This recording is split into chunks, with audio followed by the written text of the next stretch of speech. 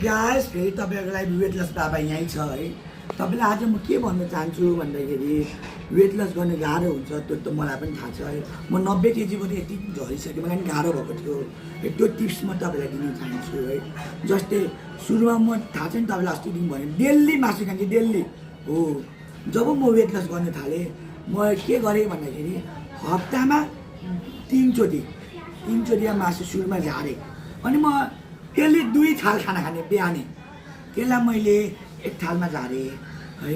बेलुका बिहानै म अलिअलि धेरै हिँड्नु मलाई नि गाह्रो हुन्थ्यो नि त है। जस्तै 5000 स्टेप हिँड्थेँ, आधी घन्टा हिँड्थेँ। त्यसलाई कन्टिन्यू गरेँ हो। तपाईँहरू नि यसरी नै गर्नुहोस् है। फुसतिर म झरेँ, कस्तो गाह्रो हुन्थ्यो मलाई नि पर्ने, तर पनि मन डह्रो बनाएर है, किनभने डेडिकेसन गरेर म पनि गरेँ।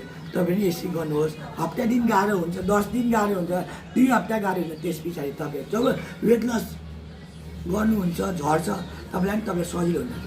त्यसरी नै तपाईँहरू गर्नु होला। नेक्स्ट टाइम फेरि अर्को टिप्स लिएर आउँछु। Thank you guys.